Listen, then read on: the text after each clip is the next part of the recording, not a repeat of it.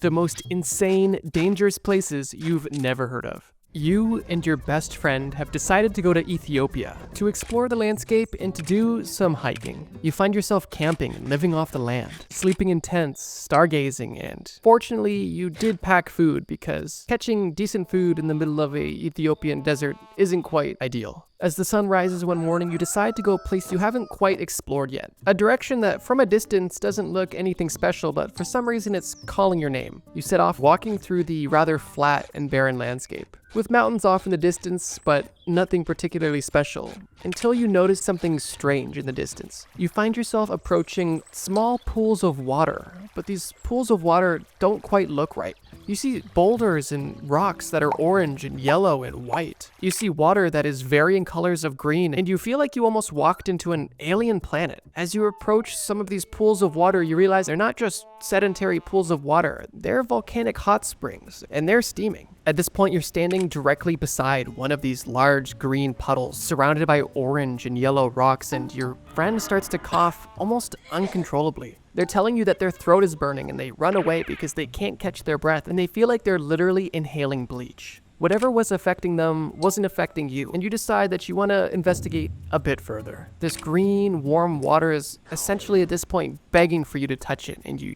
dip your hand in this water. It's warm to the touch and only slightly warmer than a hot tub, but it has a strange sensation that feels a little bit more than just typical hot water. You notice your hand went from a warm sensation to almost numb, and at that point you lift your hand out of the water to realize that the hand that you once had is no longer there, and you are simply left with exposed bone. This water is not only boiling, but extremely acidic. More acidic than battery acid, and 10 times stronger than the acid we all carry in our stomachs. Understandably terrified, you sprint away from this demonic puddle of water and catch up with your friend who's only now catching your breath. You two are both too freaked out to even speak and decide to sprint back to your base camp only a few kilometers away. It's only on your way back to base camp when you start to feel the effects of the extreme dehydration you and your friend are suffering. You don't have any moisture to sweat, your muscles are beginning to cramp uncontrollably, and all you and your friend can do is simply sit and hope that something, anything, could potentially come to save you. But in the middle of a barren wasteland in Ethiopia, help isn't coming, and you and your friend just became victims of the Danakil Depression.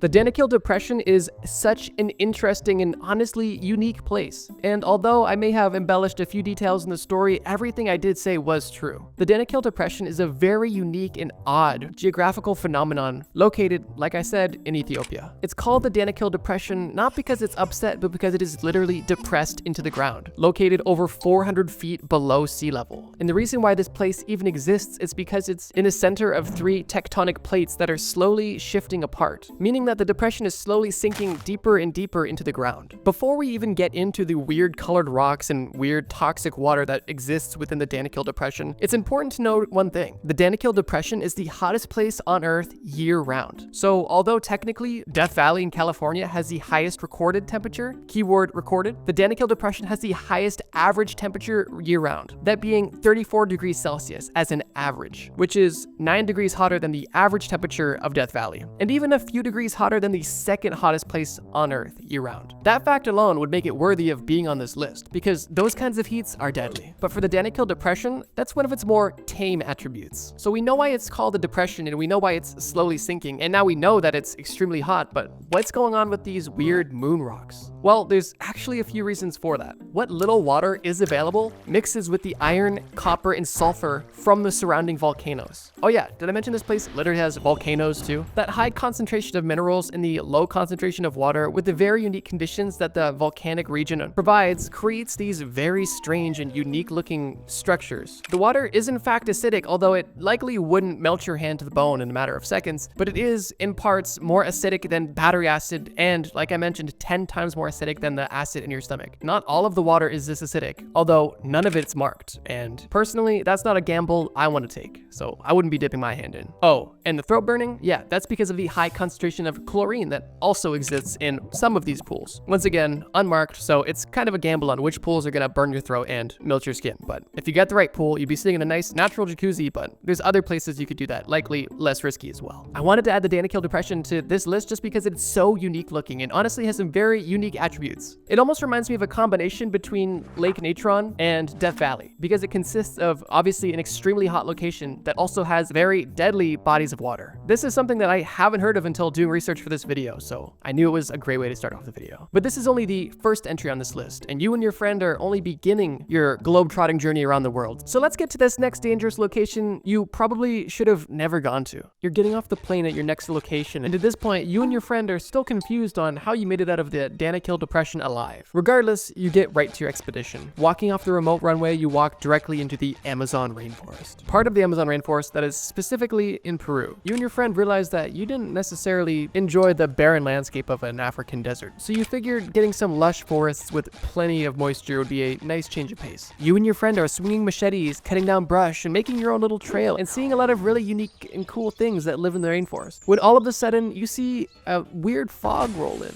This isn't necessarily uncommon for the rainforest, as fog is common in particular parts, but you're not at a particularly high elevation, but it doesn't strike you as too peculiar. You keep hacking and slashing, and you notice that you're getting closer and closer to a river, something you've been looking for at this point as you've exhausted all of your water. You and your friend are definitely more timid about random water sources at this point, but this water is normal. It's not green, it's not surrounded by volcanic sulfur rocks, nobody's breathing in chlorine gas, and everything seems to be fine. Besides the fog that's gotten thicker and thicker, and seemingly warmer. But you brush off that warm fog as simply a product of hiking through the rainforest, and a mixture of the humidity plus your body heat would make any fog feel warm. Your friend, less careful than you, decides that it's the perfect time for a swim, and although he can't see the water, he knows where it is. So he takes off his backpack and jumps directly in. And as soon as his body touches the water, you hear the most blood-curdling scream you could ever imagine. Obviously, your friend must have landed on a rock or been bitten by an animal, so you instantly rush in after him to drag him out. And as soon as you jump in, you understand why your friend was screaming so horrifically. The river you just run into was boiling hot, cooking you and your friend alive. You two have just become the most recent victim of the boiling river in Peru. Once again, we find ourselves in an almost fairy tale location. As I mentioned in the story, the boiling river is a real place, and it's a rather modest river that flows through the Amazon rainforest in Peru. The fog that you and your buddy saw was steam, and that's because this water is hot, and I mean scalding hot. It reaches temperatures of up to 200 degrees Fahrenheit, or 93 degrees Celsius, which is, yeah, hot. This heat alone makes it one of the most dangerous rivers on Earth, especially because it's so unassuming looking, unless you know what you're looking for. It may be unsurprising to you that this river, like the first, is being heated to such a high temperature by geothermal activity happening beneath the Earth's surface. Fortunately, this river isn't a big risk for tourists, as the location of this river is rather remote and challenging to even get to. And although you and your friend perhaps are experienced bushwhackers, many people aren't. And the majority of the death toll caused by this river are small animals who don't know any better. And on top of the challenging and remote nature of this location and the sheer presence of a boiling river, the last unsurprising aspect that makes this river so dangerous is, well, its inhabitants. Surrounding the river, like many parts of the rainforest, is venomous snakes, venomous spiders, and even leaves that could potentially cut your skin, like little paper cuts. Crazy. Seriously though, yeah, I mean, this one's pretty straightforward, but it's still crazy, and I've never heard of this before, so I knew I had to add it on this list of dangerous locations. This may seem simple, but you have to keep in mind, who in the right mind would just assume that a river is boiling? I would say it's relatively reasonable to assume water is cool, or maybe even room temperature at its warmest. But if we've learned anything from these first two stories, it's that if you're in some crazy, isolated, and unique locations, make sure you check the water. Maybe with a stick, or maybe just ignore it altogether. I guess one thing about this river that's cool is that if you get lost in the Amazon rainforest somehow and you happen to find this river and don't become a victim to it, this would be the perfect way to make rainforest soup. Literally, just go catch bugs, sticks, rocks, maybe not rocks, actually. Anything that doesn't look poisonous, put it in the water, let it boil, and there you go. You got rainforest stew. So bring it down a little bit on the danger meter, because it could save your life if you live off stew. But okay, let's get to the next location. You and your friend once again find yourself in a familiar place, sitting beside each other on an airplane. Although this time you're more bandaged up and a bit more damaged than you were before. You and your friend are discussing how you must have a guardian angel, because even though you are ending up in these deadly locations, you're still somehow just barely escaping, mysteriously. And you're also discussing how you're upset that you never got to make rainforest soup, at least with ingredients that are not your body. It was at this moment when you land and get to your next destination, a destination that is a huge change change of pace from the ones you visited so far. You walk off the plane and onto the frozen lake, which is the only runway in and out of this city, and you take a deep breath, only to have your nostrils almost instantly frozen. You were bundled up as much as you could be, but even with the warmest clothes you could find, there's not much you can do against the frigid temperatures of where you're currently at. You have just landed in Oymyakon, an extremely remote part of Russia, which is not only extremely isolated, but it's also the coldest inhabited place on Earth. Plot twist, eh? You and your friend didn't die this time. Wow. Call that character development. Seriously though, Oymyakon is an interesting place, and I don't think it's necessarily hard to understand the dangers of severe cold. And by severe cold, like -40 degrees is pretty average during the winter, and the lowest recorded temperature ever was -98.9 degrees Fahrenheit, or -67.7 degrees Celsius. This place is beyond frigid. And sure, we could discuss all of the ways that this extreme cold could cause frostbite and hypothermia and other cold-related illnesses and death. But instead of talking about how you would die in this place, I want to talk about how you live in this place. Because living in a place this cold comes with some very unique challenges. Challenges that you probably wouldn't have thought of, unless you're super big brain.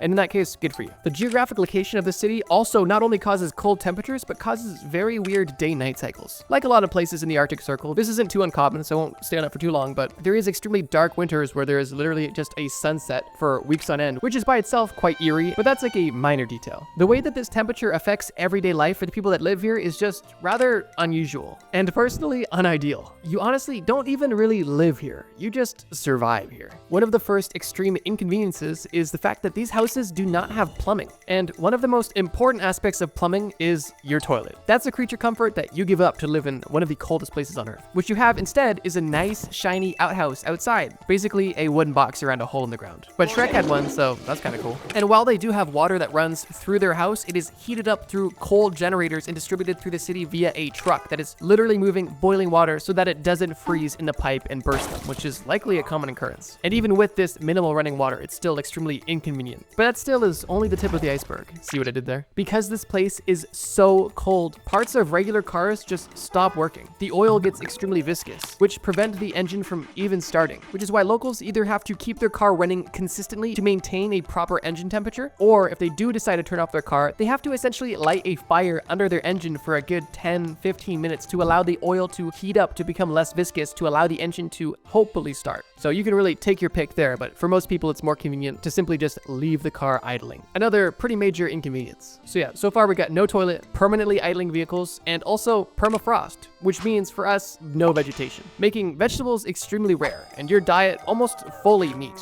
and maybe the occasional bread if you're lucky. And if you so happen to become a victim of the location in which you live, even your burial becomes a rather extensive process, as permafrost makes not only farming, but also burying bodies rather difficult. And funerals here often begin with a fire simply to heat up the ground. And even then, it's not easy digging into this deep permafrost. But yeah, those are just a few creature comforts you don't get. And also, say goodbye to your smartphone, because yeah, you know how it's like kind of cold and your iPhone just randomly dies? Here, if you take any electronic outside, they're cooked. So yeah, you and your friend might have not died going to Oymyakon, but you definitely do not want to live there. So you two already begin packing your bags. Okay, quick intermission and I guess honorable mention. Before we get to this next entry on the list, I just want to mention a general concept, not even a general location: active war zones. Holy. When I was researching for this video, I was shocked by all of the active war zones that there is across the world. Like sure, you hear about stuff on the news, but there's literally so many ongoing geopolitical disputes that just make entire areas completely dangerous to even just be near due to the high tensions. So although this is likely obvious and not worthy of its own point, I did want to make it a quick honorable mention. Yeah, if you're going somewhere, especially somewhere you're not familiar with, check for active war zones, because believe it or not, they can add some complexity to your trip that you likely aren't looking to deal with. Okay, let's keep going.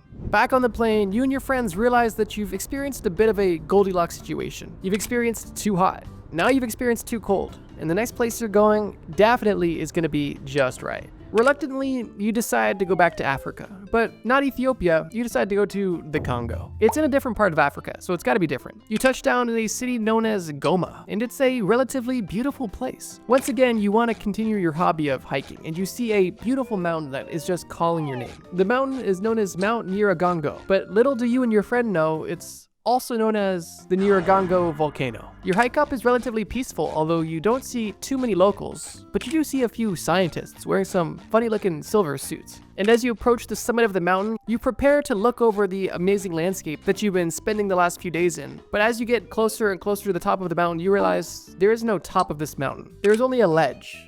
And if you look inside the ledge, you will find the largest lava lake of its kind in the world. At this point, you and your friend have learned to not jump into random bodies of water. And although this isn't a body of water, to your friend, it still looked a little tempting. You and your friend have learned your lessons around volcanoes and just decided if they're dangerous underground, they're definitely dangerous above ground. So you guys make your way back down, spend some time in the village, and the night before you flight, you reflect on how much fun you've had in the Congo. Until in the middle of the night, during your sleep, you are woken up by people screaming, yelling, and most importantly, running. This mountain and volcano isn't dangerous simply because of the presence of this large lava lake. It's dangerous because this volcano is one of the most active volcanoes in the world. And it doesn't take a scientist to understand that volcanic eruptions are extremely dangerous. Fortunately, you, your friend, and all of the locals make it out of the city alive. But unfortunately, the lava has essentially destroyed everything that was there. And that was the reality for many people in 2002 during one of the last eruptions, which left thousands of people homeless, and unfortunately took some victims with it. This entry is definitely one of the more known entries on this list, but I wanted to add it because volcanoes are just such interesting phenomenon, and it seemed on theme for this video. In reality, many people don't have access to just simply climb to the top of this mountain, as access is tightly regulated due to the obvious risks involved, and is typically only left for scientists. But like I mentioned, beyond just the lava lake on the top of this mountain, the entire area is prone to seismic activity, meaning that if even the volcano doesn't erupt, there's a very good chance that a dangerous earthquake could cause some serious damage to you or the place that you live. This mountain and general geographic location is beautiful and interesting, at the very least scientifically. But due to the unpredictable and obviously dangerous force of nature, the city of Goma and surrounding areas are definitely a place that I would consider to be extremely dangerous. So yeah, this one's not necessarily unheard of, and it's not even the most dangerous, but I'm hoping the cool factor can kind of make up for that. One quick note I want to make is if you're an OG Trust Me Bro fan, then you probably thought I have covered this topic before, and you're not fully wrong. About 9 months ago, I made a much worse video about how you would die in dangerous locations. And in that video, I discussed pretty well-known locations and I went into detail about how they would kill you. I wanted to make this video because I think the topic is just so interesting, and honestly, my videos are a lot better now than they were 9 months ago. So although that video was fine, this video is a lot better. And if you want a good laugh, check in the description. I'll link that video that we posted 9 months ago. So before we get into our last location, I want to say 2 quick things. 1, if you've already written a comment saying, I know about these, I live here, please understand this. I'm just a simple stick boy, and a lot of these are news to me. And some of them were just too cool to not put on this list. So if you've heard of any of these, simply appreciate the fact that you're just bigger brained. And if you know some facts about these locations, drop them in the comments. And secondly, I just want to say if you guys enjoy videos about crazy, scary, illegal, and creepy locations, please let me know in the comments below. I try to read all of the comments and I take your suggestions very seriously. Now, let's get into our final location. And I guess while we're on the topic, you and your friend are now just fed up. You both look like that guy from SpongeBob with the glass bones and the paper skin. And you realize that you've had it with this overseas travel. You're going back to the States and you're playing Minecraft. That's gonna be your form of exploration. But after some time healing and playing Minecraft, you get that wanderlust once again. And you and your friend decide to plan one more trip. Although this trip is domestic, and you're going somewhere that has to be safe. You drive up to Washington State, specifically southeastern Washington State. And the objective of this travel is not to do any outdoor hiking or to do anything crazy with nature. You've learned your lesson. What you want to do is some urban exploring. And you found this really cool, old, abandoned factory-looking place on the Columbia River. And you and your friend approach this location but have to park far away because it is still, for some reason, pretty heavily secured.